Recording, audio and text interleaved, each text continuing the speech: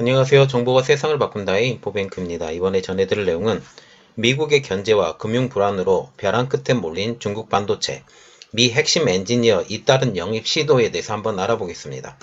여러분의 구독과 좋아요 한 번씩 눌러주시고 이야기를 시작을 해보겠습니다.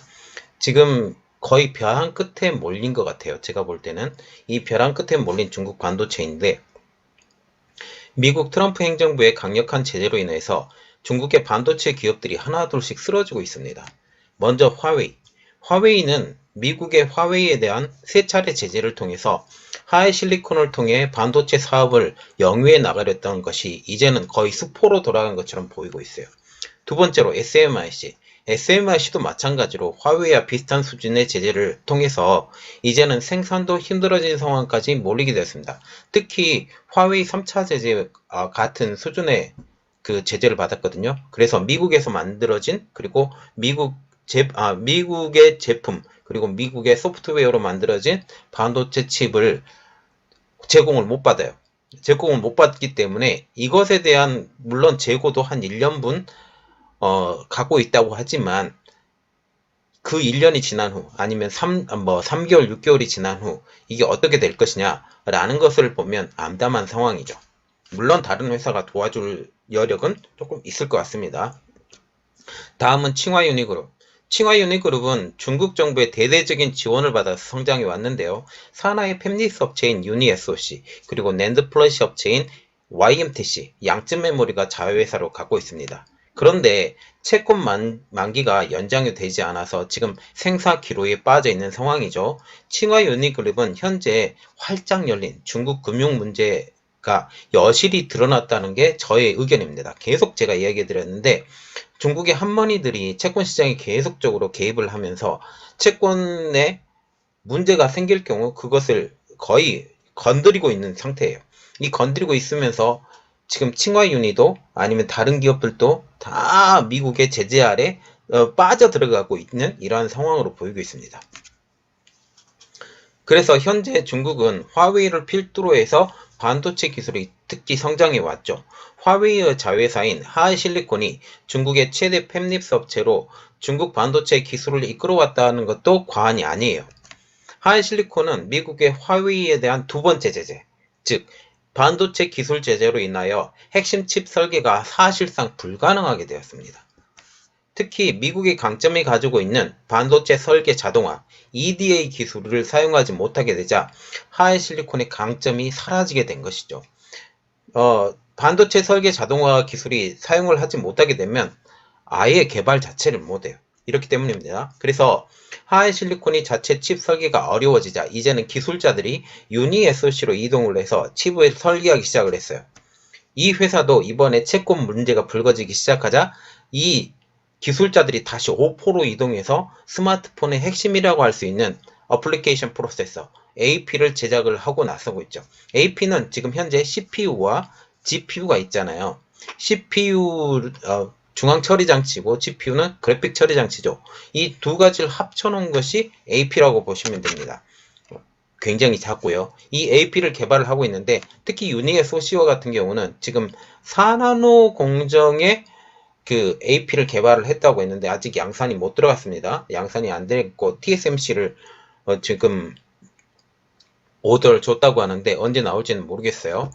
지금 현재 유니SOC가 개발을 했다고 하지만 이것이 정말 실용화가 될지는 아직 미지수이죠. 왜냐하면 유니SOC가 지금 유니그룹의 자회사이기 때문에 이런 현상이 일어나는 거죠. 자, 그래서 이 오포가 다시 옮겨가고 있죠. 오포는 비보, 리얼미를 자회사로 두고 있는 BBK 자회사입니다. 그래서 지금 제가 계속 여러분들에게 언급을 하고 있는 게, 다음은 BBK가 타겟이 될 수도 있다. BBK가 타겟이 돼버리면 오포, 비보, 리얼미가 타겟으로 들어갈 수가 있게 된다라는 거죠.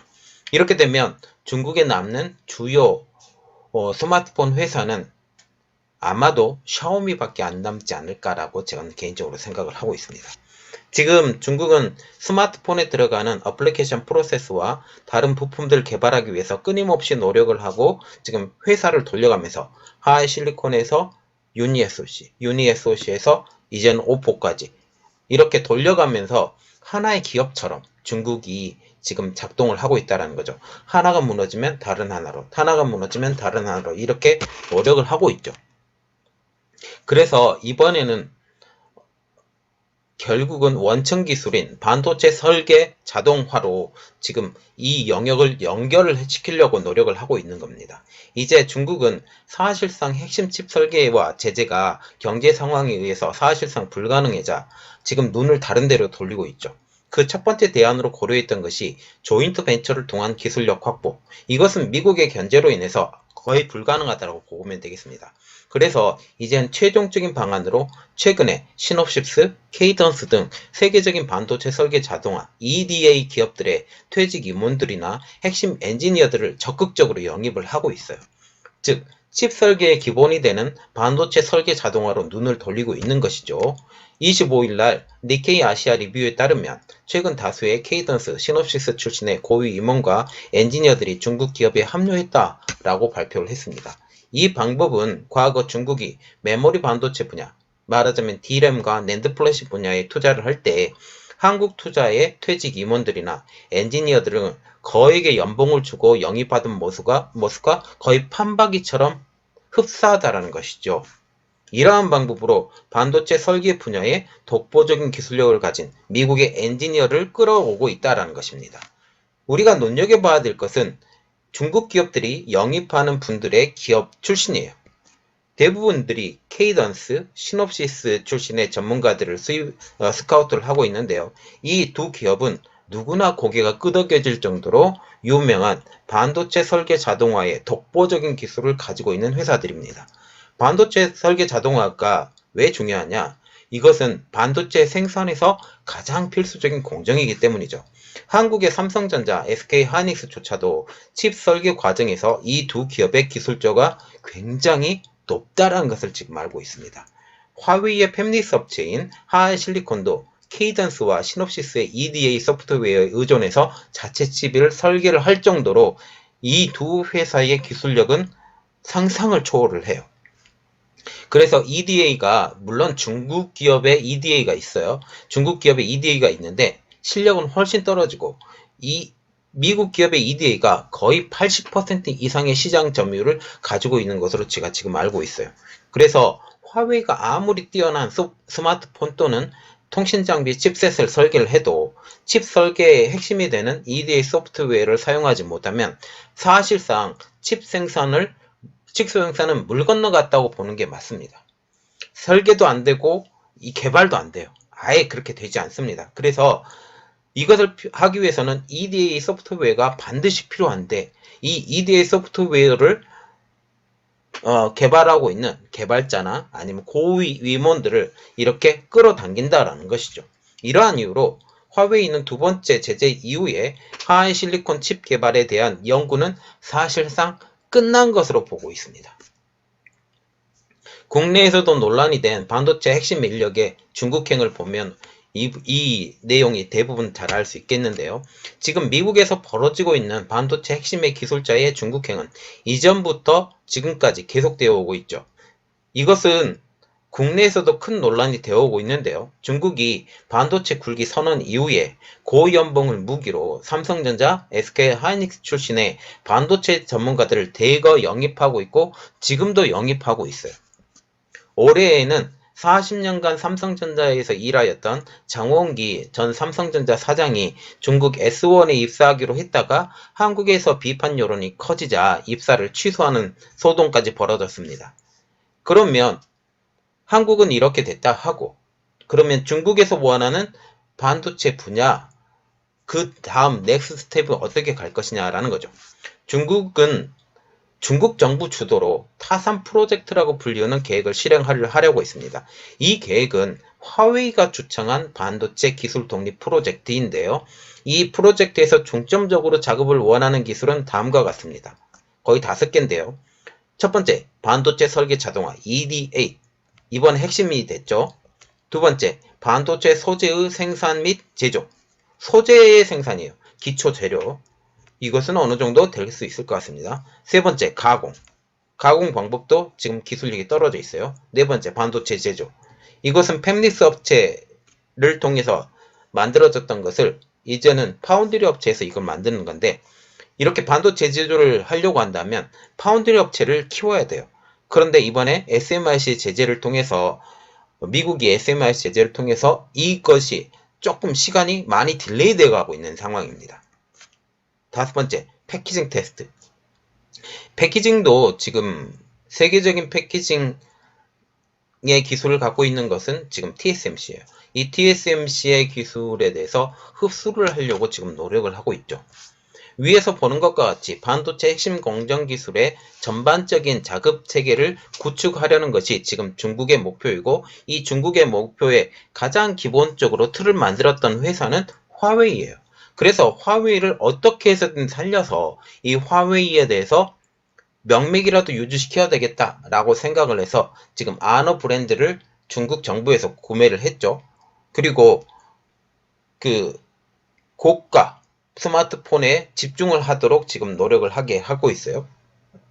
그리고 하이실리콘에서 개발을 못하니 이제는 유니SOC에서 안되니 이제는 오포, 이렇게 돌려가면서 개발을 팀을 운영을 해간다라는 거죠.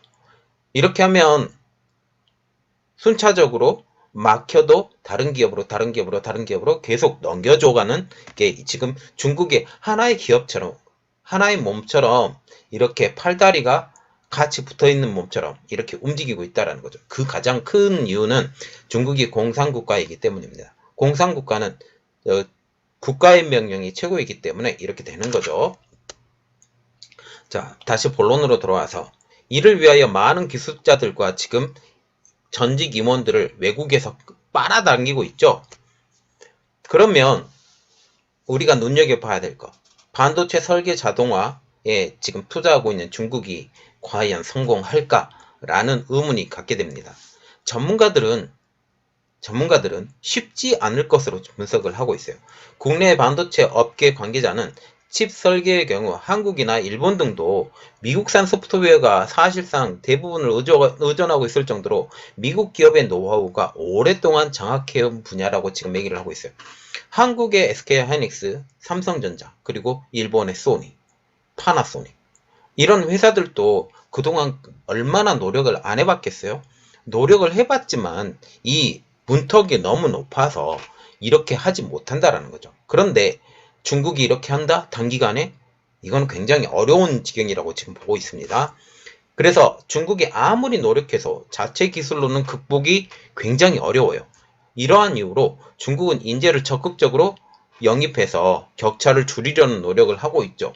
그런데 미국의 제재가 중간에 한 번씩 빵빵빵빵 들어가게 되면 이게 안 되고, 또한 제재만 들어가는 게 아니라 금융제재까지 확실하게 들어가게 되면 이 회사들을 살릴 수 있는 방법이 없어요. 채권을 가지고 흔들어 버리기 때문에 안 됩니다. 결국은 미국이 지금 중국을 다스리는 가장 큰 최종 방법은 뭐냐? 기술이 아니에요. 기술이 아니고 결국은 금융 문제로 다 연결이 돼 있고, 금융을 지배하는 나라가 세상을 지배하는데 지금 세상의 금융을 지배하는 나라는 미국이기 때문에 이런 영향이 있다라는 거죠. 이렇게 되면서 지금 현재는 이렇게 되는 것처럼 보일지 몰라도 미국의 금융제재가 한 번씩 그 회사를 집중해서 들어가게 되면 이게 살아남을 수 없을 만큼 이렇게 어려워질 수 있다라는 것이죠. 왜냐하면 중국의 주식시장에 대해서는 어느 정도 폐쇄성이 있기 때문에 접근은 힘듭니다. 특히 국영기업가 같은 경우는 접근이 힘든데, 그런데 채권시장은 지금 활짝 열려버렸죠. 채권시장이 활짝 열렸기 때문에 이 채권시장을 통해서 채권 만기를 연장을 안 시켜버려요. 채권 연장 만기를 안 시키면 부도가 나겠죠. 한번 부도가 나면 이 채권에 대해서 채권 인수를 하려고 물건을 팔아, 아니면 공장을 팔아라, 이러한 명령들이 계속 떨어지게 됩니다. 이렇게 되면 어떻게 되냐? 이것에 따를 수밖에 없는 입장이죠. 결국은 채권이 문제입니다. 자, 그래서 지금 계속 영상을 올려드린 이유도 채권 시장에 대해서 눈여겨봐야 된다. 중국의 채권 시장이 미국의 한머니들을 통해서 지금 나중에는 크게 좌지우지 될 것이다. 거의 예상을 할 수 있습니다. 이것이 흔들릴 거예요, 많이. 그리고 중국은 지금 1대1로를 통해서 거대한 그리고 막대한 빚을 지고 있기 때문에 1대1로가 어떻게 하면 돈을 빨아먹는 빨대를 완전히 꽂아버렸죠. 자기 나라를 위해서 하는데 외교력을 위해서 하는데 이게 어렵다라는 겁니다. 그래서 그 연장선상에 지금 놓여 있는 것이 WHO. 네. 그렇기 때문에 거기에 수장을 안 뺏기려고 노력을 하는 겁니다. 자, 이번 내용은 여기까지였습니다. 저희 내용이 여러분들에게 도움이 되셨다면 구독과 좋아요 그리고 알람 설정까지 부탁드리겠습니다. 감사합니다.